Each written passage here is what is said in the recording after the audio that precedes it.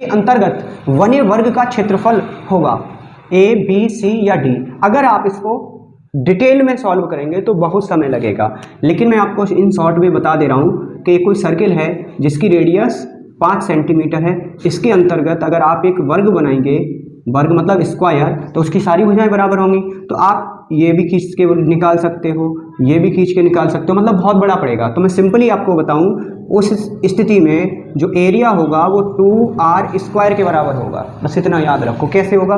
तो क्या होगा, 2 इंटू रेडियस कितनी है 5 का स्क्वायर, यानी 5 पंजे 25 दूनी 50 सेंटीमीटर स्क्वायर, यानी ऑप्शन नंबर ए सही होगा। अब इसका एक्सप्लेनेशन सुनो। अगर आप इसको घंटों में मिनटों में निकालना चाहते हो तो फिर क्या करोगे, ये 5 हो गई, ये भी 5 होगी, क्योंकि रेडियस से सेंटर से सर्कमफेरेंस के बीच की दूरी हर जगह बराबर होती है ना। तो आप करेंगे क्या कि ये हो गया 10, डायगोनल हो गया 10 का स्क्वायर बराबर x square plus x square, यानी इसको एक्स तो ये भी एक्स, तो क्या हो जाएगा 100 बराबर 2x स्क्वायर, यही होगा।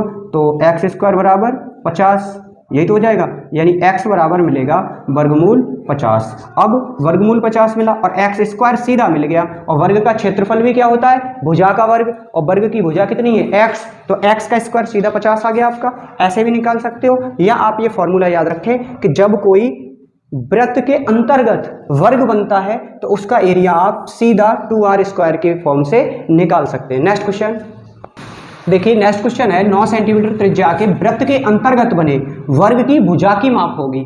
9√3 या 9 पाई सेंटीमीटर या 10 सेंटीमीटर। इस बार क्या पूछा गया है बारीकी से देख लीजिए। एक कोई वर्ग है, वृत्त है जिसकी रेडियस 9 सेंटीमीटर है और उसके अंतर्गत एक वर्ग को बनाया गया है, तो हमसे इसकी साइड पूछी गई है। तो एरिया क्या निकल के आता है इसका, एरिया अभी निकाला था हमने, कितना था एरिया बराबर था 2x स्क्वायर, अगर या r ले लो रेडियस तो r स्क्वायर के बराबर आया था एरिया।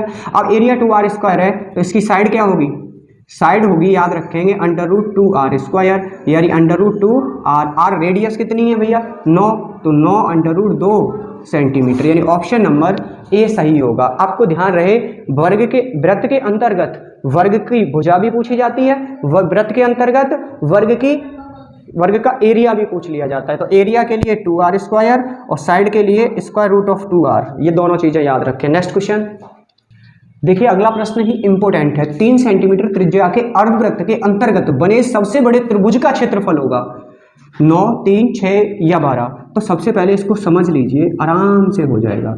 ये अर्धवृत्त है, सेमी सर्किल है, इसकी रेडियस है 3, तो ये भाग भी 3। अब आप जानते हैं कि अर्धवृत्त में बना कोण समकोण होता है, समकोण होता है, तो ये 90 डिग्री हो गया। इससे इसको मिला दीजिए तो ये भी तो इसकी रेडियस होगी, तो ये भी इसकी 3 होगी, और ये आधार हो गया आपके पास, ये लंब हो गया आपके पास। तो क्या करेंगे आप 1/2, 3 + 3 गुणा 3 कितना आएगा 6 गुणा 3/2, 2 से 3 बार 9, यानी इसका क्षेत्रफल आएगा 9 सेंटीमीटर स्क्वायर। आप फिर से बता दे रहा हूँ कि जो अर्धवृत्त में सबसे बड़ा त्रिभुज बनता है वो समकोण त्रिभुज बनता है। इसके लिए आप कोई फॉर्मूला ना रखें, रेडियस मिल जाए बस उसी का एक बार दो इसके लिए फॉर्मूला याद रखें 1/2 × 2r × r, बस इतना याद रखें, यानी कि इसे हटा दें तो सीधा r स्क्वायर के बराबर होता है।